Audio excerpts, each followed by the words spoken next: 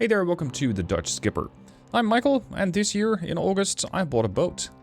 I don't have a ton of experience being on boats, aside from being at the Dutch Lifeguard Society, but owning a boat, that's different.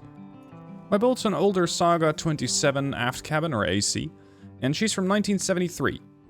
Now, her dashboard is old, and I'm very much in the middle of overhauling the dashboard and all the electrical systems involved.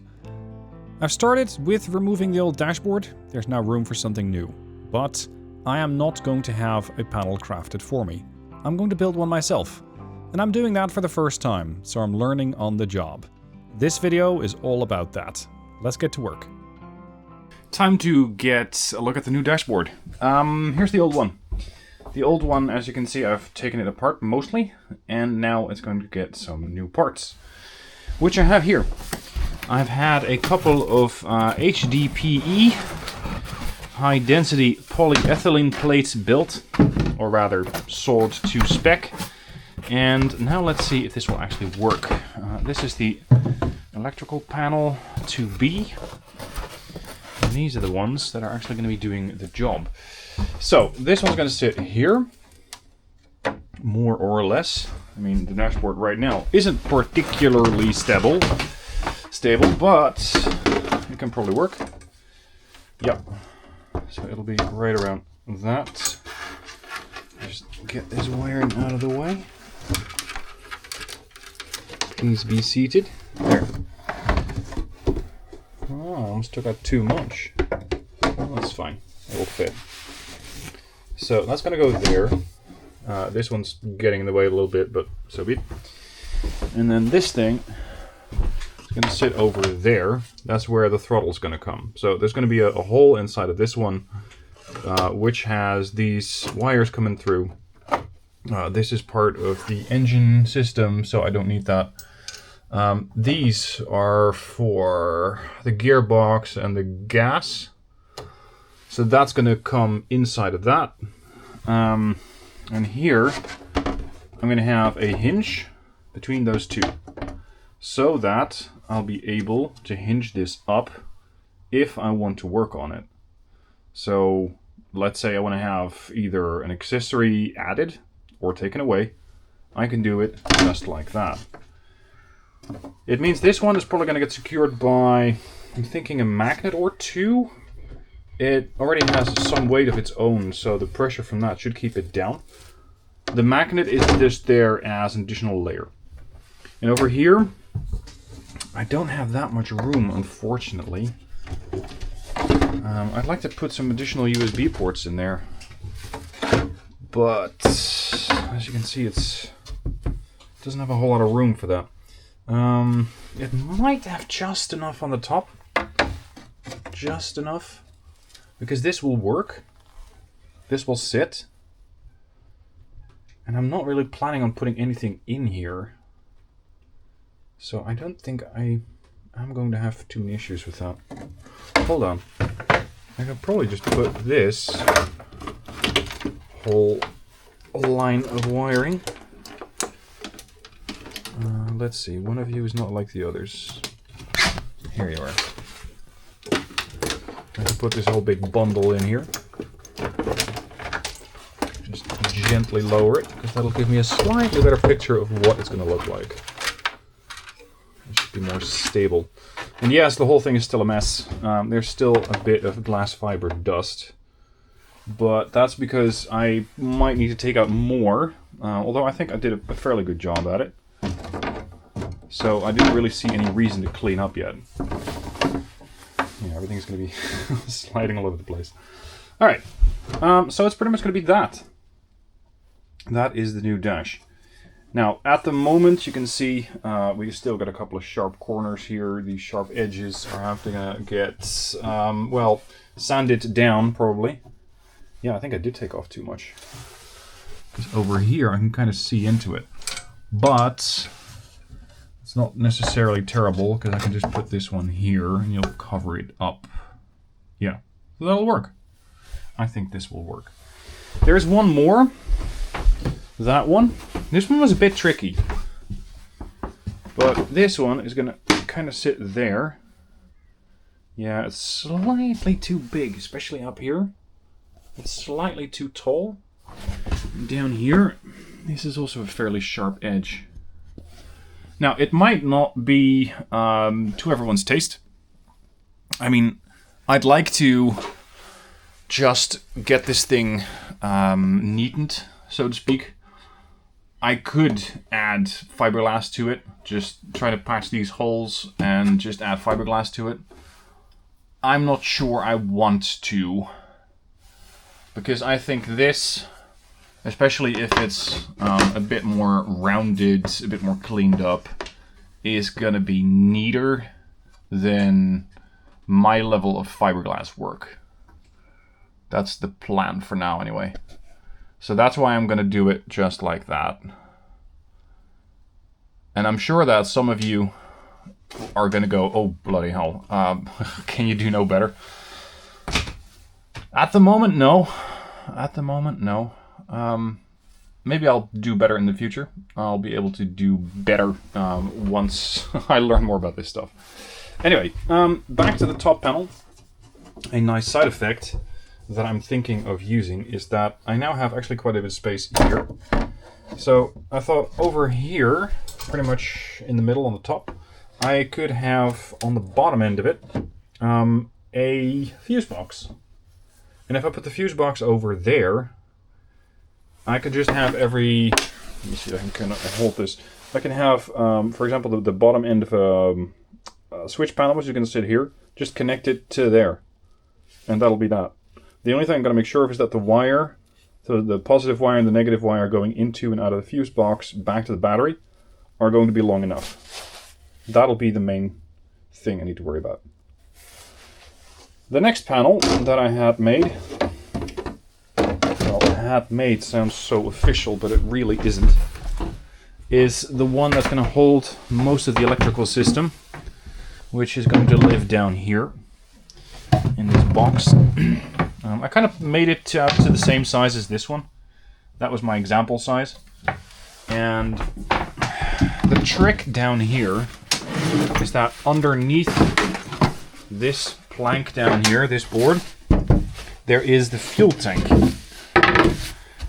To some extent, I will need to be able to access that, because down here you can sort of make out the sensor.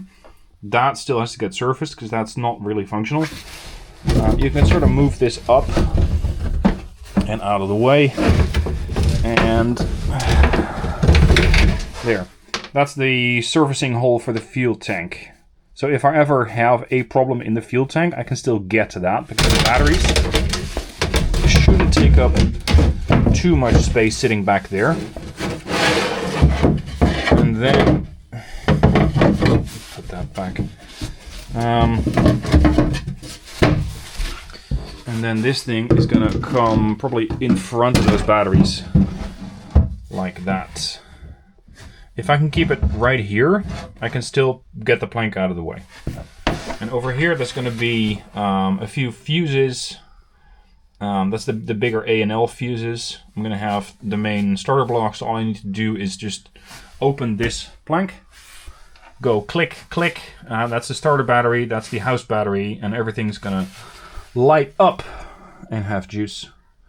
And cable management is gonna come probably just down here. So at the bottom end here, and I can hide it there. Alternatively, but less appealingly, I could put it something like this. The problem then is that I can't really get to the fuel tank without having to take quite some of the connections apart, which is not necessarily what I want to do, because that'll make it more difficult than it needs to be. So yeah, with this one I'm still a bit on the fence, but what I want to do for now is just focus on the dashboard. So I'm going to take these things home. I'm going to mark up where I would still like to take some part off, like this panel at the top. It's a bit too sharp, so be it. I need to take some of that off. So I'm going to mark that up, take it home, and start getting a couple of cuts made into those planks. The material that I'm using here is HDPE, high density polyethylene. It's a material I haven't worked with yet. It's a form of plastic, and thankfully my multi-tool with a bi-metal teeth on it actually cut through quite nicely. Over here you can see I'm using an old table because I don't happen to have a workbench. What I did figure out as a trick online, I picked it up from a YouTube video which was explaining the use of this multi-tool. Put a little piece of wood in line with what you are trying to cut. That way you have a sort of guidance line. If you don't have that, this multi-tool is going to jump all over the place. Now, it took a few tries and errors, but eventually I got something looking pretty decent. Unfortunately, one of the holes that I made was actually too big for one of the gauges that I planned on putting in. So I ordered a new one of these panels, which is really not that expensive. I paid 10 euros for the panel and I think 12 euros for the shipping. It was a little over 20. It is still cheaper to work on two of these panels than have one of them laser cut for me, because that was about 115 euros.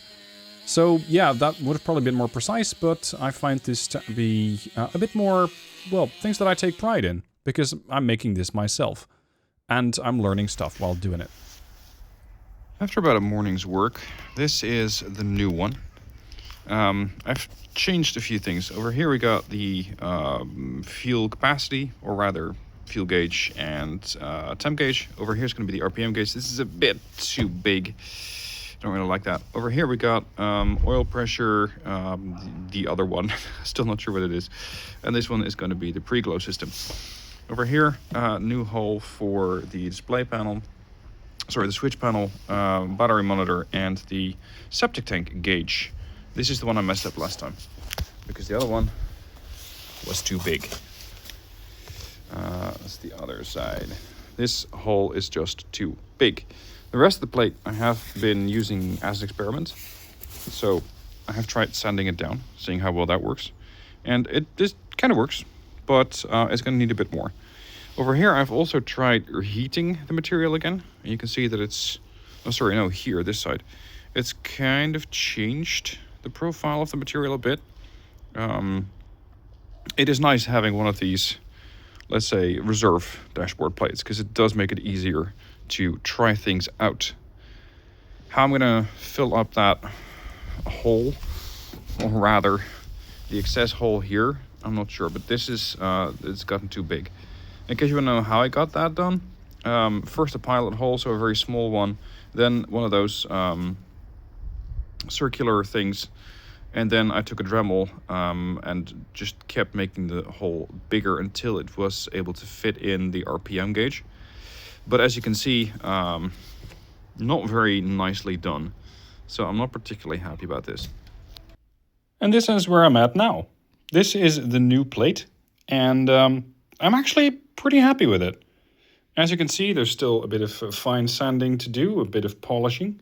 But the gauges, the buttons, most of them fit. Over here is going to be the one for the septic tank. So this is sort of the house side, plus buttons for navigation, plus chargers for USB, which can be handy for your phone, for the VHF radio, stuff like that, at least the handheld VHF.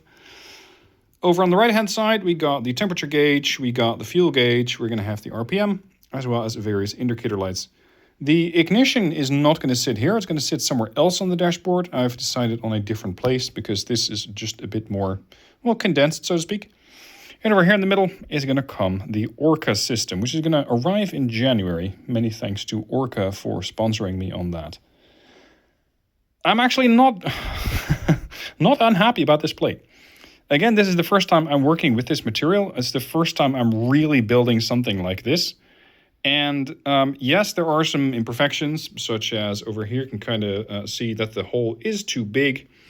I might still be able to fill that up with some form of kit, I guess, some form of filling material.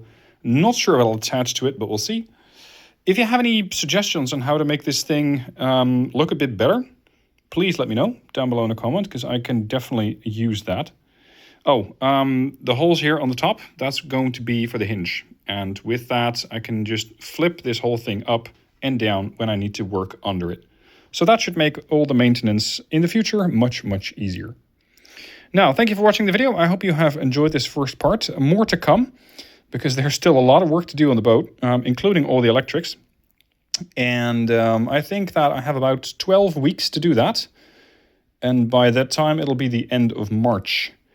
And I want to go sailing again, so I better hurry up. Thank you for watching. Have a nice new year, and I'll see you soon for more parts to this, well, saga, I suppose. See you there.